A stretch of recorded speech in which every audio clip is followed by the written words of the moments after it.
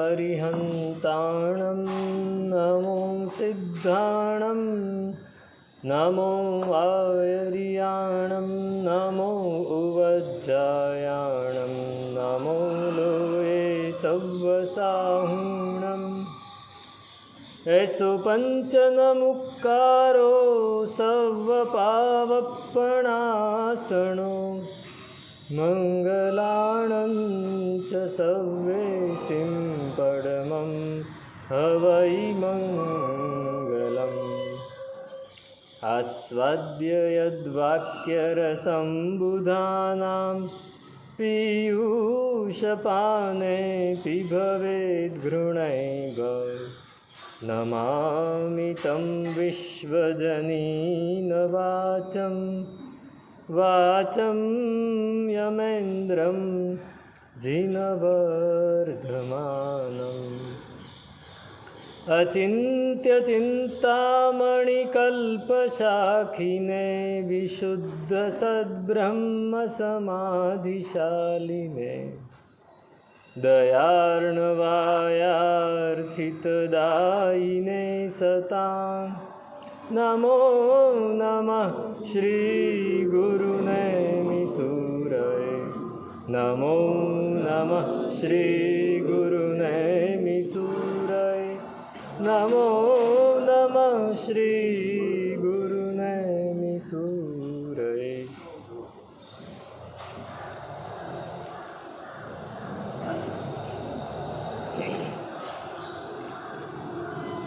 કૃષ્ણે પક્ષે પરિક્ષીણે શુક્લે ચ સમુદંચતિ દ્યોતતે સકલાધ્યક્ષા પૂર્ણાનંદ વિધો કલા.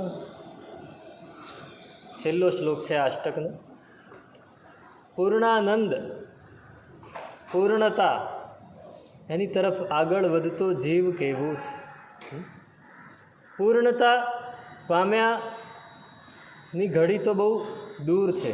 પૂર્ણતા ક્યારે પામશું એ ખબર નથી, પણ પૂર્ણતાનો સ્વાદ જો ચખાઈ જાય ને, પૂર્ણતાનો એક અંશ પણ જો જીવનમાં આવી જાય તો શું થાય? કહે છે કે સ્વરૂપ સુખ લેશોપી જીવનમ પરમામૃતમ. સ્વરૂપ ભણી એક ડગલું પણ જો આપણે આગળ વધી ગયા, સ્વરૂપ ભણી એક ક્ષણ પણ આપણને સ્વરૂપનો અહેસાસ થઈ ગયો કે આ મારું સ્વરૂપ છે.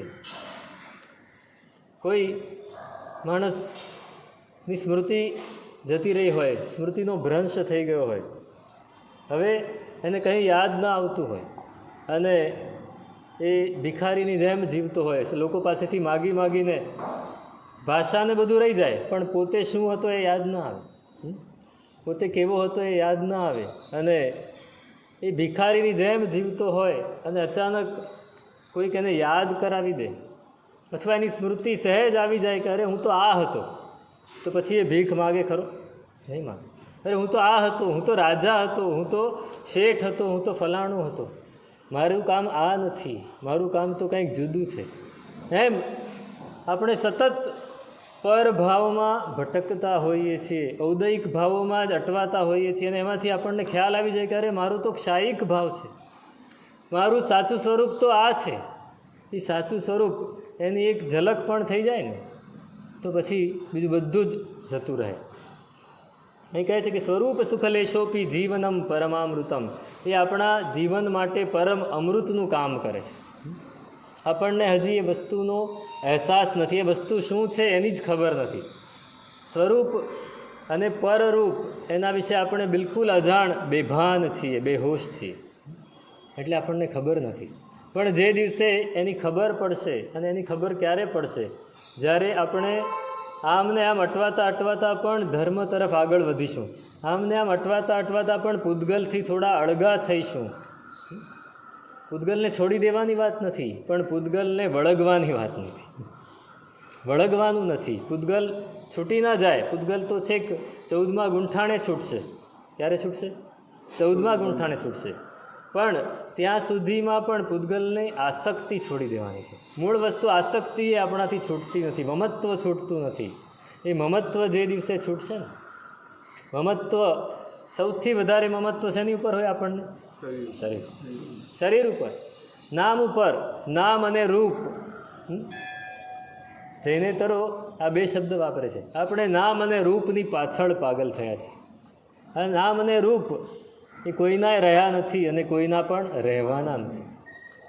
પુણ્યોદ્ભવ સુખ કોટિરપી સ્વગુણા વર્ણત્વેન મહદ દુઃખમ. સ્વરૂપનો સુખ એનો એક અંશ પણ આપણી માટે અમૃત સ્વરૂપ છે. અને પુણ્યથી હજારો નહીં, લાખો નહીં, કરોડો પણ સુખ જો મળી જાય પણ એ પોતાના ગુણોને જો ઢાંકતા હોય તો એ દુઃખ છે. શું છે? દુઃખ છે. દુઃખ છે. ભરત ચક્રવર્તી, આપણે તે દિવસે વાત થઈ, ચક્રવર્તીને કેટલું બધું સુખ હોય, કેટલી બધી વસ્તુઓ એની પાસે હોય, કેટલું એનું ઐશ્વર્ય હોય, અને છતાંય એમને મનમાં શું છે? એમને શું છે? પૂર્વભાવની સાધના કરીને આવેલા છે. પૂર્વની સાધના કરીને આવ્યા છે. બાહુ, સુબાહુ, પીઠ અને મહાપીઠ, આ ચાર ભાઈઓ એ ચારેય સાધના કરી છે. પરમાત્માનો જીવ છે વજ્રનાભ ચક્રવર્તી, એની નિશ્રામાં રહીને ચારેય ભાઈઓએ ખૂબ સાધના કરી છે. અને એ સાધના એ આ ભાવમાં આવી તો છે સાથે, પણ સાથે પુણ્ય પણ ઉદયમાં આવ્યું છે. પુણ્યોદ્ભવ સુખ કોટી, કરોડો સુખો એને મળ્યા છે. કરોડો સુખ મળ્યા છે. પણ સાથે પેલી ભાવના જાગૃત છે કે હું આ નથી ને આ મારું નથી. પણ એનાથી બચવું કઈ રીતે? બચવું કઈ રીતે? આ ઔદૈહિક ભાવમાં ઘસડાતા હોઈએ ત્યારે બચવું કઈ રીતે? કેટલા બધા પ્રયત્નો કરે છે. આપણે કેટલા પ્રયત્નો કર્યા? આપણે કેટલા પ્રયત્નો કર્યા? ભરત ચક્રવર્તી પોતાના ત્યાં બધાને જમવા બોલાવે છે. એને ભગવાનના સાધુઓને વરાવવું છે, પણ ભગવાન ના પાડે છે કે રાજપિંડ ખપે નહીં. તો હવે આ બધું શું કરવું? આટલું બધું બનાવ્યું છે તો કે ઇન્દ્ર કહે શ્રાવકોને સાધર્મિક ભક્તિ કરો. શ્રાવકોને બોલાવે છે, જમાડે છે, પણ એક શરતે, જ્યાં પણ ભરત ચક્રવર્તી દેખાય ત્યાં શ્રાવકોએ શું બોલવાનું? જીતો ભવાન વર્ધતે મોહ તસ્માત માહન. ભાઈ, તમે કર્મથી જીતાઈ રહ્યા છો, તમારો મોહ વધી રહ્યો છે, તમે સંસારમાં પડી રહ્યા છો. હિંસા ન કરો, મોહ ન કરો, અટકો એમ વારંવાર. આપણે તો 4 વાર કોઈ કહેતા, અરે ખબર છે ભાઈ, તમારા મિત્ર કે ભાઈ સંસાર અસાર છે. અરે બધી ખબર છે હવે સંસાર અસાર છે.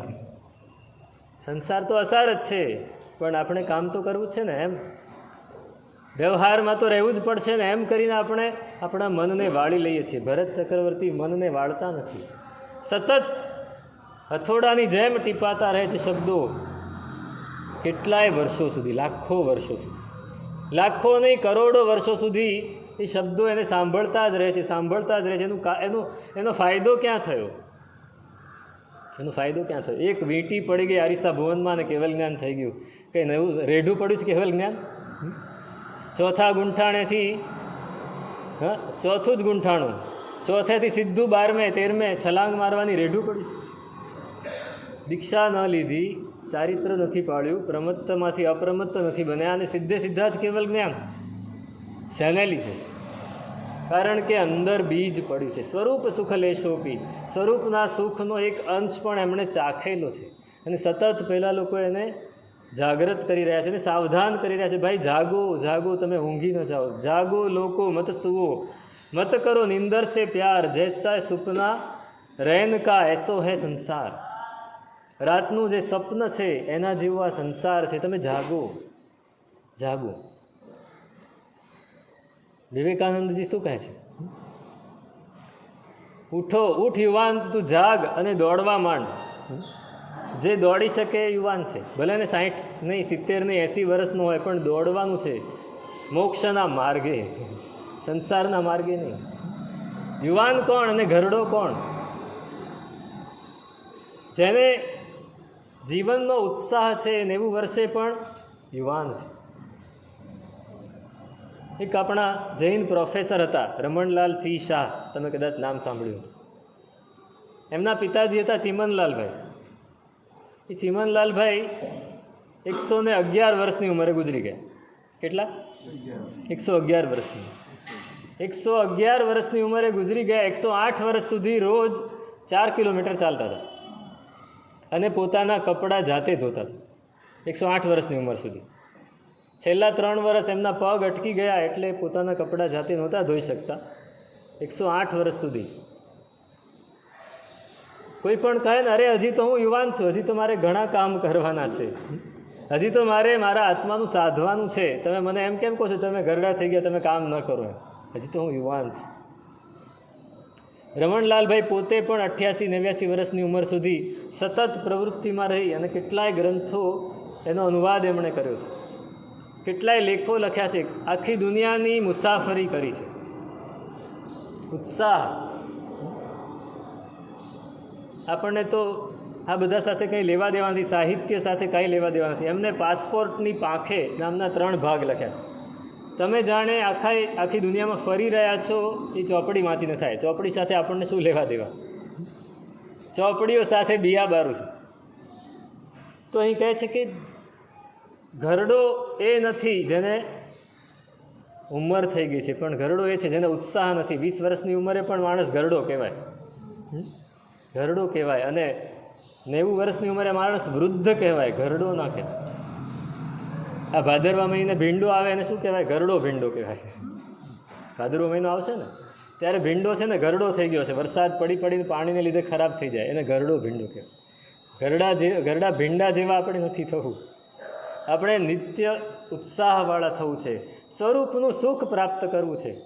બહુ અઘરી વસ્તુ છે, બોલવા જેટલી સહેલી નથી, પણ સ્વરૂપ શું છે પહેલાં એ સમજવું છે, એ સમજવું છે. તો કૃષ્ણે પક્ષે પરિક્ષીણે શુક્લે ચ સમુદંચતી. છેલ્લી ગાથામાં કહે છે કે કયો જીવ આગળ વધે છે પોતાના સ્વરૂપ તરફ, પોતાના અસ્તિત્વ તરફ. જીવનમાં એક જ વસ્તુ સિદ્ધ કરવા જેવી છે, પોતાનું અસ્તિત્વ. પડ્યું જ છે, અસ્તિત્વ છે જ, આપણે એને ઢાંકી દીધું છે, આપણે એનાથી વિખૂટા પડી ગયા છીએ, એને સિદ્ધ કરવું છે. તો કહે છે કે કયો જીવ એ અસ્તિત્વ તરફ આગળ વધી શકે? તો કે શુક્લ પાક્ષિક જીવ અસ્તિત્વ તરફ આગળ વધી શકે, પૂર્ણ આનંદ તરફ આગળ વધી શકે, સ્વરૂપની સિદ્ધિ તરફ આગળ વધી શકે. કયો જીવ? શુક્લ પાક્ષિક. અને કૃષ્ણ પાક્ષિક જીવ છે એ આગળ નથી વધી શકતો. હવે કૃષ્ણ પાક્ષિક અને શુક્લ પાક્ષિક તમે શબ્દો સાંભળ્યા હશે, કદાચ સાંભળ્યા છે. શુક્લ પાક્ષિક એટલે શું? નહીં, શુક્લ પાક્ષિક એટલે શું? જેના જીવનમાં હવે ઉપર ચડવાનું છે એ શુક્લ પાક્ષિક, અને જેના જીવનમાં હજી ઉપર ચડવાનો માર્ગ નથી મળ્યો એ કૃષ્ણ પાક્ષિક. આ શબ્દાર્થ પણ સૈદ્ધાંતિક રીતે એની વ્યાખ્યા આ પ્રમાણે કરી છે કે જેનો અર્ધપુદ્ગલ પરાવર્ત કરતાં વધારે સંસાર બાકી હોય તે કૃષ્ણ પાક્ષિક, અને જેનો સંસાર ઓછો હોય અર્ધપુદ્ગલ પરાવર્ત કરતાં એ કયો જીવ કહેવાય? સમ્યક્ત્વી. સમ્યક્ત્વી જીવ એ શુક્લ પાક્ષિક છે. ભલે હજી એને સમ્યક તો હમણાં જ પ્રાપ્ત કર્યું છે, હજી તો એકમ જ આવી છે, છતાંય બીજના દિવસે ચંદ્રમા દેખાશે. બીજના દિવસે ચંદ્રમાની એક કળા નહીં 2 કળા દેખાશે. પહેલાં એકમના દિવસે 1 કળા હોય એ દેખાતી નથી, અને બીજના દિવસે 2 કળા દેખાશે, ત્રીજના દિવસે 3 કળા, એમ પૂનમના દિવસે સંપૂર્ણ ચંદ્રમા દેખાશે. એ શુક્લ પક્ષ. 15 દિવસ હોય ને આમ 16 કલાક કહેવાય. હા, એનો કારણ જેમ એકમ 16 કળાનો એ ચંદ્રમા છે, પણ એકમના દિવસે એ કળા દેખાતી નથી. અમાસના દિવસે ઢંકાઈ જાય છે ને, અને એકમના દિવસે એટલી ઝીણી હોય છે કે દેખાતી નથી. એટલા માટે એને આપણે કહીએ છીએ કે એકમના દિવસે હજી અંધારું છે, પણ એકમના દિવસે પણ ચંદ્રમાની 1 કળા તો ખુલવાની શરૂ થઈ જ ગઈ છે. બીજના દિવસે 2 કળા દેખાય, એમ પૂનમના દિવસે 16 કળા દેખાય. એ 16 કળાએ જ્યારે પ્રગટ થશે ત્યારે થશે, પણ એકમના દિવસે જ એની ચડતી તો શરૂ થઈ ગઈ. એટલે શુક્લ પાક્ષિક જીવ છે એને ભલે અર્ધપુદ્ગલ પરાવર્ત કરતાં ઓછો, પણ એટલો અનંત, એ પણ અનંત સંસાર છે. એ અનંત સંસાર ભલે બાકી રહ્યો, પણ એને શું કર્યું? એનાથી વધારેના સંસારનો છેદ ઉડાડ્યો. એનાથી વધારેના સંસારને તાળું મારી દીધું. હવે અહીંયા જવાનું નથી. અને કૃષ્ણ પાક્ષિકને હજી ઘણું બધું બાકી છે, ઘણું બધું બાકી છે. જેને ધર્મ પણ સંસાર માટે જ ગમતો હોય એ કૃષ્ણ પાક્ષિકથી, અને જેને સંસારમાં પણ ધર્મ જ યાદ આવતો હોય એ શુક્લ પાક્ષિકથી, વ્યવહારથી. નિશ્ચયથી તો સમ્યક્થી જીવ શુક્લ પાક્ષિક. વ્યવહારથી જે અપુનર્બંધક અવસ્થામાં પહોંચી ગયો, એટલે હવે જેનો છેલ્લો પૂદગલ પરાવર્ત ચર્માવર્તમાં જેણે પ્રવેશ કરી લીધો. આ બધી પરિભાષાઓ છે, સમજવા જેવી છે. અપુનર્બંધક, તમે આ શબ્દ બહુ વાર સાંભળ્યો છે. જેણે અપુનર્બંધક એટલે શું? જે હવે 70 કોડાકોડી મોહનીયની કદી બાંધવાનું નથી, એ અપુનર્બંધક જીવ છે. અપુનર્બંધક એટલે શું? મોહનીયની ઉત્કૃષ્ટ સ્થિતિ કેટલી છે? 70 કોડાકોડી. કષાયોની 40 કોડાકોડી. આ 40 અને આ 70, એને જે જીવ ફરીથી એ કર્મ એટલી ઉત્કૃષ્ટ તીવ્રતાથી બાંધવાનો નથી, એટલે એને 70 કોડાકોડી કદી નહીં આવે, એ હવે નથી આવવાનું, એ ચર્માવર્તમાં પ્રવેશ કર્યો એમ કહેવાય. એને અપુનર્બંધક કહેવાય. અને એવો અપુનર્બંધક જીવ એ ધર્મ તરફ આગળ વધી રહ્યો છે. એ ધર્મ તરફ આગળ વધી રહ્યો છે. એના જીવનમાં સ્વરૂપનો પૂર્ણ આનંદનો ચંદ્રમા ગમે ત્યારે એક કળાએ પણ ખીલશે, ખીલશે અને ખીલશે. અને જે જીવ ધર્મ કરે છે, પૂરેપૂરી આરાધના કરે છે, પણ શેને માટે કરે છે? સુખને માટે, સાંસારિક સુખને માટે, ઔદયિક ભાવને માટે, કંઈક મેળવી લેવું છે એવી ઈચ્છાથી કરે છે, એ હજી કૃષ્ણ પાક્ષિક છે. અને હજી ઘણી બધી વાર છે. અહીંયા બે વસ્તુ દેખાડી છે કે ધર્મ કોને કહેવાય. ધર્મ નિશ્ચય નહીંથી ક્યાંથી શરૂ થાય? કે ધર્મ નિશ્ચય નહીંને અનુસારે ચોથા ગુંઠાણેથી શરૂ થાય, અને વ્યવહાર નહીંને અનુસારે અપુનર્બંધક અવસ્થાથી શરૂ થાય. પહેલો ધર્મ, બીજો આવે છે યોગ. યોગ એટલે અધ્યાત્મ. એ ક્યાંથી શરૂ થાય? તો કે નિશ્ચય નહીંની અપેક્ષાએ અધ્યાત્મ યોગ એ 5મા ગુંઠાણેથી શરૂ થાય. ચોથે ગુંઠાણે પણ નહીં. ક્યાંથી? 5મે ગુંઠાણે. જ્યાં સુધી વિરતિમાં જીવ આવ્યો નથી ત્યાં સુધી એને અધ્યાત્મ અને યોગ ક્યાંથી હોય? નિશ્ચય નહીં એમ કહે છે, જ્યારે વ્યવહાર નહીં એમ કહે છે કે અધ્યાત્મ અને યોગ એ ચોથા ગુંઠાણેથી શરૂ થાય. જે જે અંશે રે નિરુપાધિકપણું, તે તે જાણો રે ધર્મ, સમ્યક દ્રષ્ટિ રે ગુણ ઠાણા થકી, જાવ લહે શિવ શર્મ, શ્રી સિમંદર સાહિબ સાંભળ. જે જે અંશે રે નિરુપાધિકપણું, જેટલે અંશે આપણે ઉપાધિને ઓછી કરીએ એટલે અંશે ધર્મ સાધી શકીએ. આપણે ધર્મની ક્રિયાઓ ઘણી કરીએ પણ ઉપાધિ પણ એટલી બધી હોય, સંસાર તરફની આસક્તિ પણ એટલી બધી હોય, તો એ નિરુપાધિક પણ નથી. ધર્મની ક્રિયા ઓછી થાય પણ જો ઉપાધિ ઓછી હોય તો એ ધર્મ છે. પેલી ધર્મ ક્રિયા છે. આ ધર્મ ક્યારે શરૂ થાય છે? સમ્યક્ત્વની ભૂમિકા એ ધર્મ શરૂ થાય છે, પણ નિરુપાધિક હોય તો. ઉપાધિ હોય તો ધર્મ નહીં. અને વ્યવહારની ભૂમિકાએ જોઈએ, વ્યવહાર નયની અપેક્ષાએ જોઈએ તો અપુનર્બંધક અવસ્થાએ ધર્મની શરૂઆત થાય છે. કેમ કે ત્યાં એને સંસાર પ્રત્યેનો રાગ કંઈક અંશે પણ મોડો પડે છે. સંસાર એ ગમે છે, આપણે જાતે જ નક્કી કરવાનું છે. સંસારની પરિસ્થિતિઓ બહુ જ ગમે છે, સંસારની પરિસ્થિતિઓ માટે આસક્તિ છે. પેલો ખેડૂત હતો ને, મરણ પથારી, આખી જિંદગી ખૂબ મહેનત કરી હતી, કુટુંબ પરિવાર આ તે બધું જ, અને એને એટલી બધી માયા હતી પોતાના ઘરની, પોતાના ખેતરની, પોતાના કુટુંબની. છેલ્લી ઘડીએ મરવા પડ્યું. હવે આમ જીવ જતો નથી, એટલે દીકરાને થયું કે આ જીવ જતો નથી, કોઈ બ્રાહ્મણને બોલાવીએ, એના પાસે ધર્મ સાંભળીએ અને એને કંઈક દાન આપીએ, પછી જીવ જશે તો સારું. એને પણ એમ થાય ને કે છેલ્લે સમાધિપૂર્વક જીવ ગયો. દીકરાએ એક બ્રાહ્મણ ગોરને બોલાવ્યા. ગોર મહારાજે આવીને પેલાને ભગવાનનું નામ લેવડાવ્યું ને બધું ઘણું બધું કરાવ્યું. પેલાનો મન હતું થોડું થોડું થોડું હળવું થયું. એટલે દીકરાએ વિચાર્યું કે કંઈક દાન આપવું જોઈએ. હવે કંઈ દાનમાં રૂપિયા આપવા એ તો નકામા છે, અનાજ બનાજ આપવું તો તરત જ પૂરું થઈ જાય. તો એવી કંઈક વસ્તુ આપવી કે જે આને કાયમ કામ લાગે. તો એને વિચાર્યું કે એના ખેતરમાં આંબાના ઝાડ હતા, એમાંથી એક આંબાનું ઝાડ આના નામે કરી દઈએ, એટલે એ આંબા ઉપર જેટલી કેરી આવે એને લઈ જવા, એટલે એને કાયમી એની માટે કાંઈક આવકનો સ્ત્રોત થઈ જાય. એટલે બાપાની સામે જોઈને કહે છે કે બાપા, ગોર મહારાજે તમને ખૂબ સરસ ભક્તિ કરાવી, ખૂબ સરસ ભગવાનનું નામ લેવડાવ્યું, એને આપણે દાન આપીએ છીએ, આપણું આંબાનું ઝાડ છે આપી દઈએ. એટલે બાપા નારાયણ નારાયણ નારાયણ બોલવા માંડ્યા. એટલે બધાને થયું આ ભગવાનનું નામ લે છે.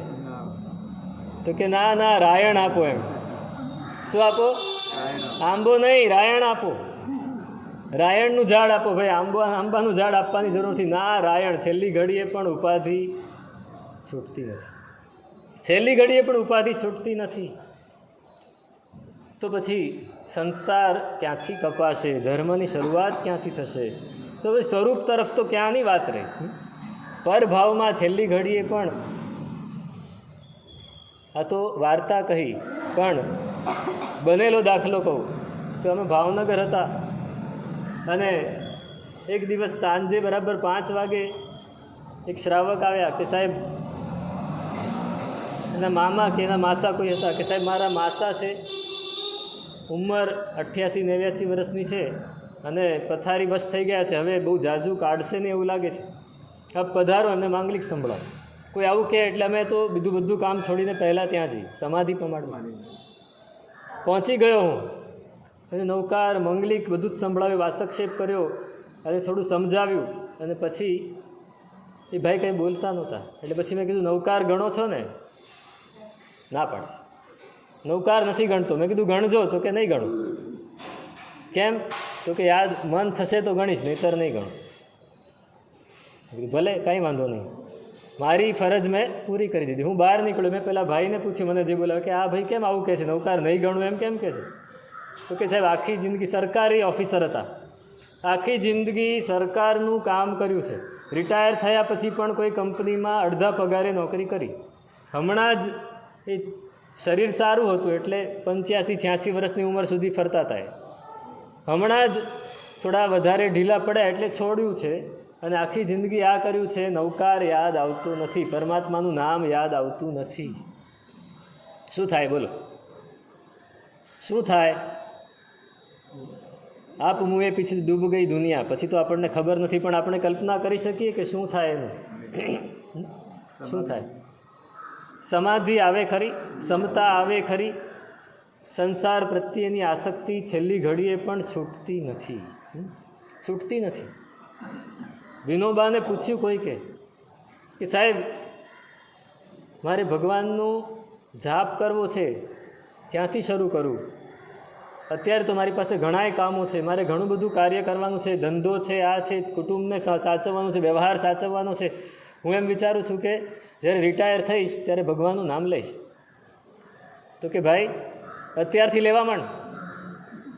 તને અત્યારે 25 થયા છે ને, તો કે અત્યારથી જ લેવા માંડ ભગવાનનું નામ. તું 25 વર્ષની ઉંમરે રોજ ભગવાનનું નામ લઈશ ને, તો જ્યારે 60-65 વર્ષે રિટાયર થઈશ ત્યારે ભગવાનનું નામ યાદ આવશે.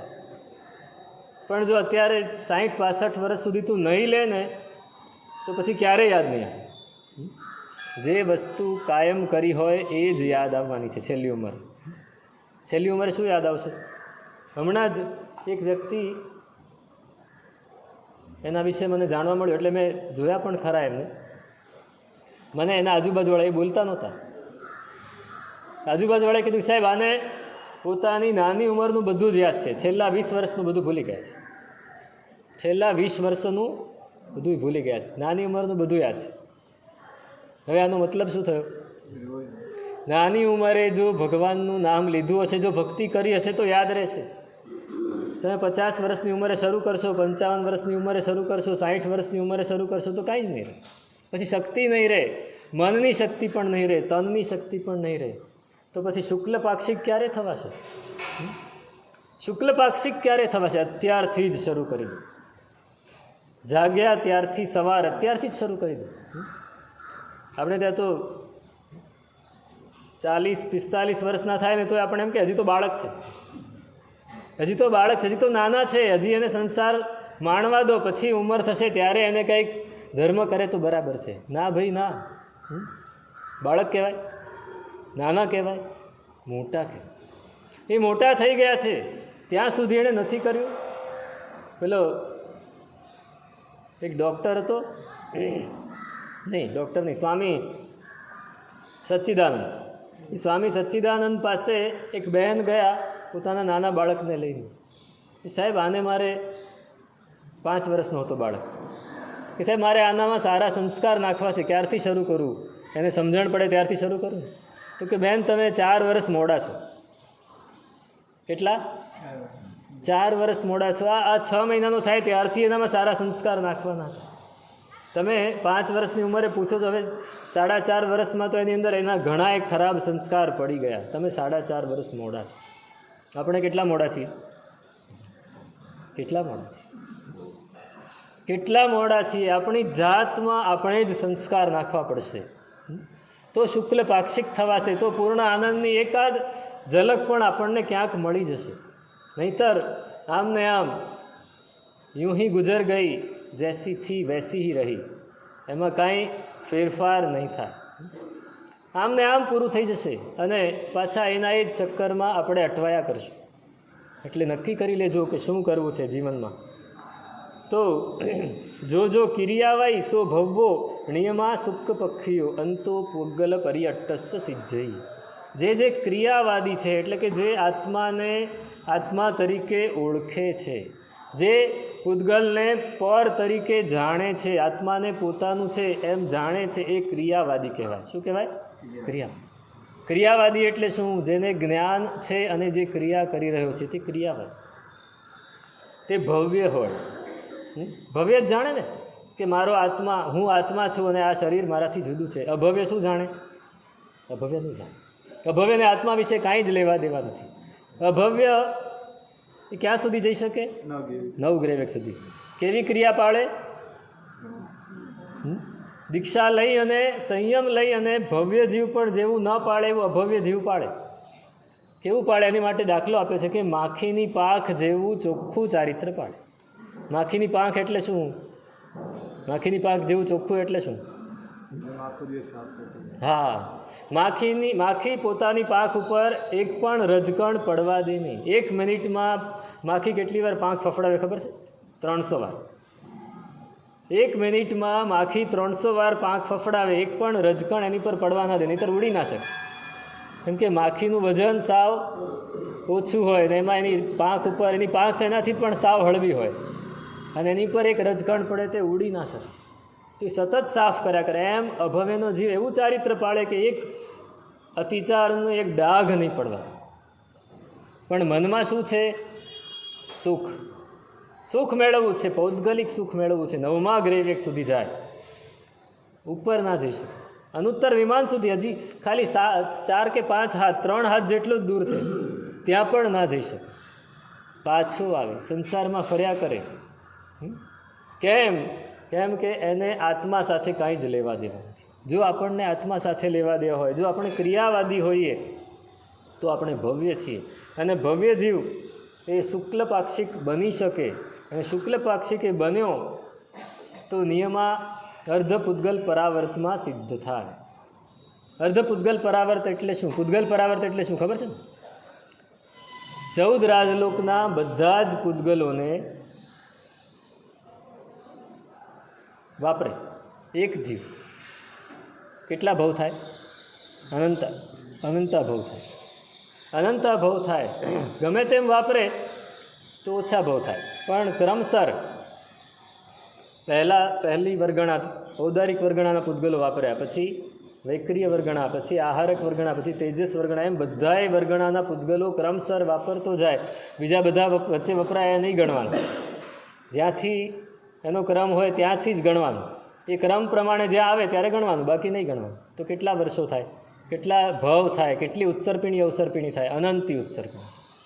આને માટે એક દાખલો અહીંયા આપણી માટે તમને સમજાય ખાલી મગજમાં એટલા માટે કહું કે ઉત્તર ધ્રુવ છે ને એનાથી હજારો કિલોમીટર દૂર આગળ જાઓ એટલે એક બહુ મોટો પર્વત છે જે 100 માઇલ ઊંચો છે, 100 માઇલ પહોળો છે, 100 માઇલ લાંબો છે. એ પર્વત પથ્થરનો બનેલો છે. હવે ત્યાં રહેતું કોઈક પક્ષી છે નાનકડું, એ દર 100 વર્ષે એ પર્વતની ટોચે આવીને પોતાની ચાંચને થોડી બરાબર ઘસીને જતું રહે.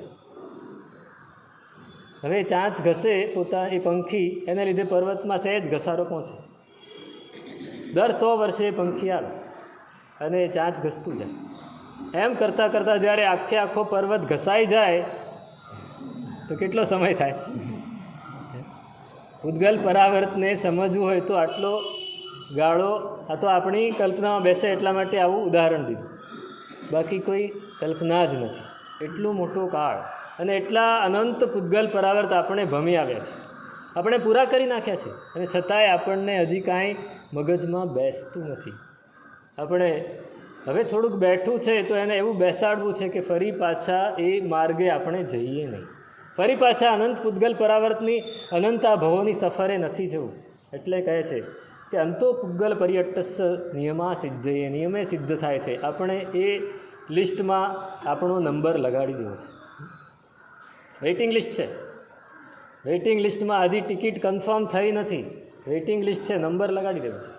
ભલે પછી ગમે ત્યારે વારો તો આવશે, વારો આવશે. તો આ રીતે પૂર્ણતા અષ્ટક અહીંયા પૂર્ણ થાય છે. આપણે પૂર્ણ આનંદની એક ઝલક મેળવવા માટે મહેનત કરવાની છે. એ મહેનત કઈ રીતે કરાય એની માટે હવે પછીના બધા અષ્ટકો છે. બીજું અષ્ટક છે મગ્નાષ્ટક. મગ્ન એટલે શું? લીન થઈ જાય. હમ મગ્ન ભયે પ્રભુ ધ્યાન મેં, बिसर गए दुविधा तन मन की, अचिरा सुत गुणगान में हम मगन भये प्रभु ધ્યાન में. મગ્ન કોના ધ્યાનમાં? પ્રભુના ધ્યાનમાં. હું પોતે જ મારો ભગવાન, હું પોતે જ મારો પરમાત્મા. ત્યાં એ પરમાત્મા તો વિતરાગ થઈને બેસી ગયા છે. એ તો ઉપર જઈને બેસી ગયા છે, એ કાંઈ જ નહીં કરે. એમનું ધ્યાન કરો એટલે મારું પોતાનું ધ્યાન કરો. એમનું ધ્યાન કરવું એટલે એમના સ્વરૂપનું ધ્યાન. એમનું સ્વરૂપ અને મારું સ્વરૂપ બંને એક જ છે. એમનું સ્વરૂપ એ પણ અનંત ગુણો, અનંત જ્ઞાન, અનંત દર્શનથી ભરેલું છે. મારું સ્વરૂપ પણ અનંત જ્ઞાન, અનંત દર્શનથી ભરેલું છે. ફક્ત એમનું ખુલી ગયું છે, ઉઘડી ગયું છે, આપણું ઢંકાયેલું છે. પણ સ્વરૂપ તો એ જ છે. તો આપણા સ્વરૂપને ખોલવા માટે પણ આપણે પ્રભુના ધ્યાનમાં જવું પડશે, પણ મગ્ન થવું પડશે. મગ્ન થવું પડશે. ઉદાસીનતા મગ્ન ભઈ જબ અધ્યાત્મ રસકૂપ. ઉદાસીનતા મગ્ન ભઈ. ઉદાસીનતા, ઉદાસ ભાવ નહીં, ઉદાસીનતા. ઉદાસીનતા એટલે મધ્યસ્થ ભાવ.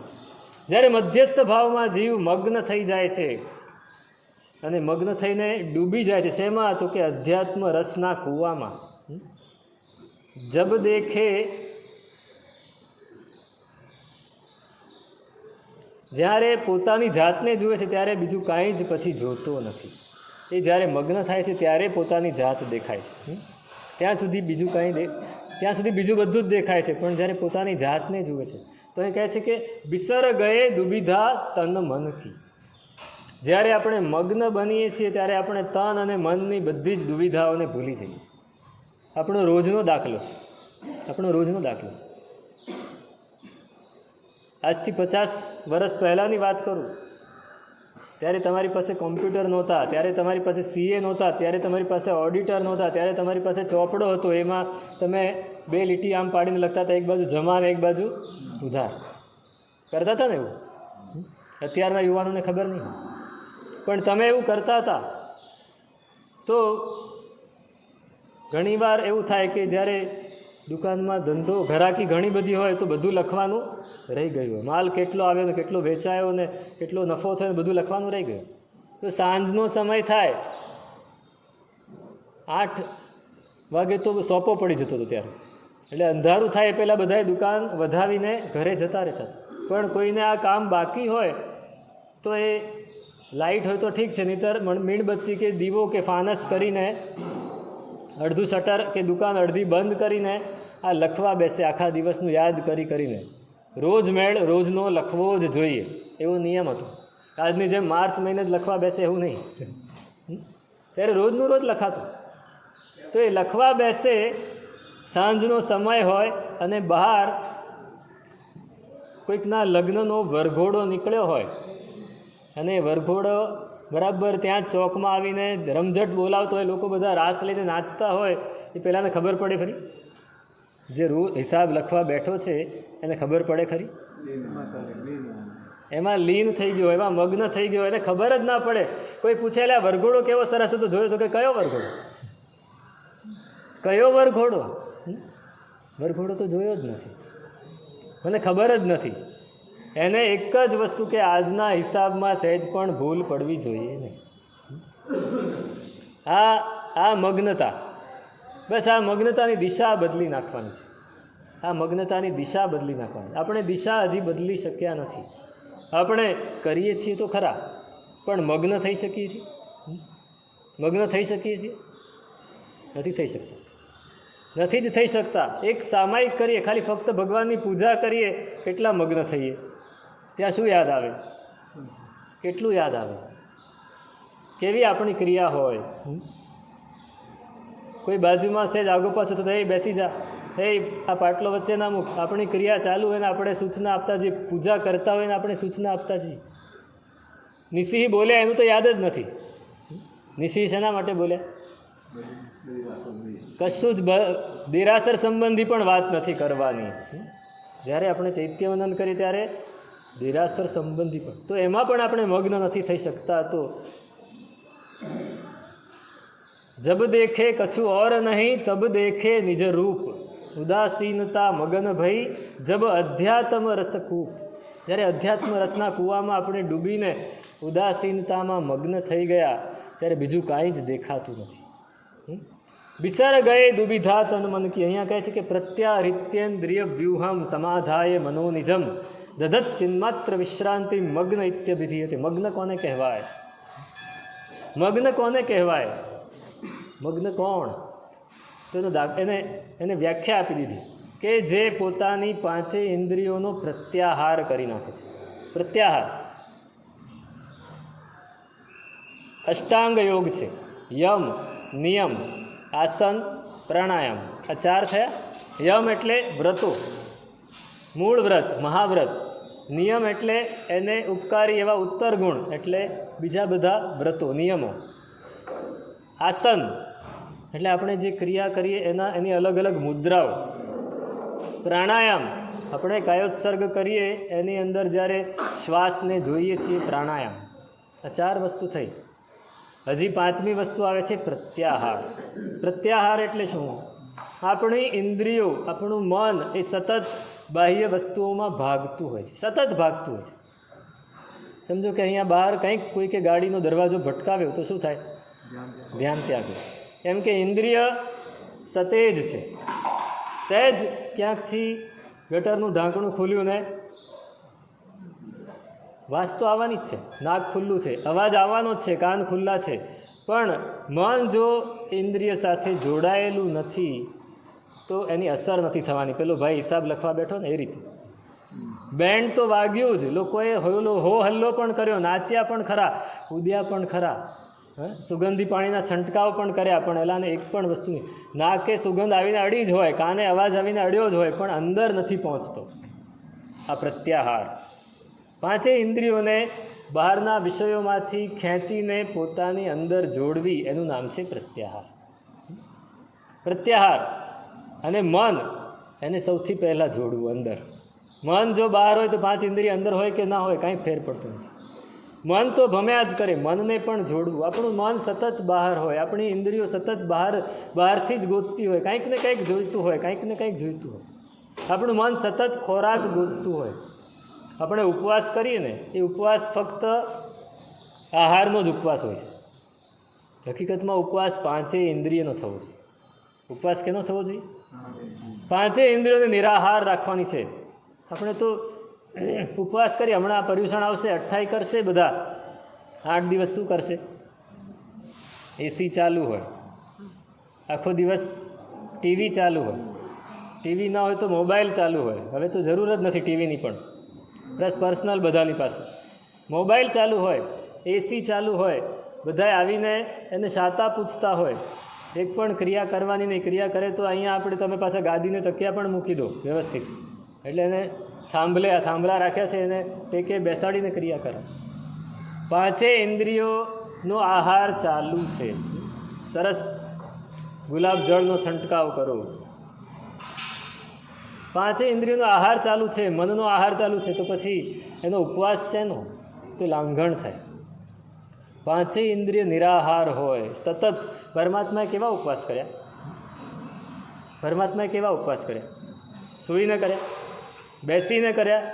નહીં, ઊભા કર્યા, કાઉત્સર્ગ કરીને. ઉપવાસ શા માટે કર્યા?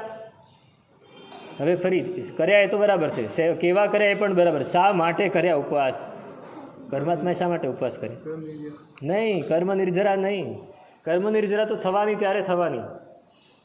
ઉપવાસ એટલા માટે કર્યા કે હું બહાર એટલે બાહ્ય જગતમાં, બાહ્ય ભાવમાં ગયા વગર કેટલી વાર અંદર રહી શકું છું, એ પોતાની કેપેસિટીને વધારવા માટે કર્યું.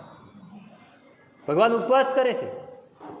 ઉપવાસ ભગવાન શરૂઆત શેનાથી કરી? છઠથી શરૂઆત કરી. કેટલા છઠ કર્યા? 229 આપણને ખબર છે. તમને ખબર છે ભગવાન પહેલાં છઠ કરતા હતા, પછી અઠ્ઠમ કરતા હતા, પછી 15 દિવસના ઉપવાસ કર્યા. સીધા 6 મહિના નથી પહોંચી ગયા. 6 મહિનાનો ઉપવાસ છે 10મા 11મા વર્ષે. 15 દિવસના 1-2 વર્ષ કર્યા, પછી મહિનાના કર્યા, પછી 2 મહિનાના કર્યા, પછી 4 મહિનાના કર્યા. ત્યારે 8મું 9મું વર્ષ આવ્યું ત્યારે 5 મહિનાને 25 દિવસ ને 6 મહિનાના ઉપવાસ કર્યા. ત્યાં સુધી નથી કર્યા ઉપવાસ કે હું મારી અંદર લીન કેટલા સમય સુધી રહી શકું છું, ક્યાં સુધી મને ખોરાક નથી જોઈતો. પોતે કૌશકમાં ઊભા રહી જાય અને લીન થઈ જાય અંદર. જ્યારે અંદરથી થાય કે હવે નહીં રહેવાય ત્યારે જઈને ખોરાક લઈ આવે, ત્યારે જઈને ગોચરી લઈ આવે, ત્યાં સુધી નહીં. આ પોતાની ક્ષમતા. આપણો ઉપવાસ કેવો? આપણા એક ઉપવાસ પાસે એટલી બધી શક્તિ છે કે આપણા આત્માને એ તેજસ્વી બનાવે. આપણું તેજસ શરીર છે એને પ્રબળ બનાવે, આપણા મનને એકદમ મજબૂત બનાવે, દ્રઢ બનાવે. જ્યારે આપણા ઉપવાસ તો કરી લઈએ, મન મક્કમ હોય તો જ ઉપવાસ થાય. એક એકાસનું પણ મન મક્કમ હોય તો થાય, નહીંતર નહીં થાય. પણ આપણા ઉપવાસ કેવા? ભગવાન મગ્ન થઈ જતા હતા. ભગવાન બહાર કંઈ પણ થાય, પેલું ગોવાળિયો આવીને પગમાં ખીર રાંધે તો પરમાત્મા કેમ ત્યાંથી હલ્યા નહીં? કેમ હલ્યા નહીં? હે? હા, લીન હતા. એમને ખબર જ નથી પેલા ખીર રાંધી છે. હા, પગે પરમાત્મા હતા એટલે કંઈ પગ બળે એવું નથી, દાજી જ ગયા હોય, ચામડીઓ છૂટી જ પડી ગઈ હોય, લોહીના અને માંસના લોચા બહાર નીકળી જ ગયા હોય, છતાં પણ પરમાત્મા અંદર એટલા બધા લીન થઈ ગયા. પેલા ભાઈને હિસાબ લખતા બહાર શું થયું ખબર નથી. બસ એ દાખલો યાદ રાખજો. પરમાત્માને ખબર નથી, પરમાત્મા પોતાનામાં લીન થઈ. આ શેને લીધે? આ ઉપવાસ. પાંચેય ઇન્દ્રિયોને મનનો ઉપવાસ. તો પ્રત્યારિત્યેન્દ્રિય વ્યૂહમ સમાધાય મનોનિજમ. મનને સમાધિમાં રાખીને અને દધત ચિન્માત્ર વિશ્રાંતિમ. ચિદ એટલે હમણાં આપણે વાત કરી સચ્ચિદાનંદ પૂર્ણેન. તદ એટલે દર્શન, ચિદ એટલે જ્ઞાન, આનંદ એટલે ચારિત્ર. ચિત્ત એટલે જ્ઞાન. આત્મા એ કેવો છે? જ્ઞાન સ્વરૂપ છે. તો એ જ્ઞાન સ્વરૂપ આત્મામાં જ મનને રાખીને ચિત્ત દધત ચિન્માત્ર વિશ્રાંતિ. ફક્ત જ્ઞાન સ્વરૂપ આત્મામાં જ, જ્ઞાનમાં જ પોતાના મનને જોડીને જે સ્થિર થઈ જાય છે એ મગ્ન કહેવાય છે. એ કોણ કહેવાય છે? પછી એને બિસર ગયે દુવિધા તન મન કી. પછી એને ક્યાંથી મન અને તન એની દુવિધાઓ યાદ આવે? એને કાંઈ જ યાદ નથી. તો પૂર્ણ બનવું છે તો આ મગ્નતા કેળવવી પડશે. એ મગ્નતા કેવી છે? એ મગ્નતાથી શું શું પ્રાપ્ત થાય છે? મગ્નતાની વાત ખૂબ ઊંડાણથી કરે છે ઉપાધ્યાયજી ભગવાન. તેનું શું સ્વરૂપ તે અગ્રે અધિકાર.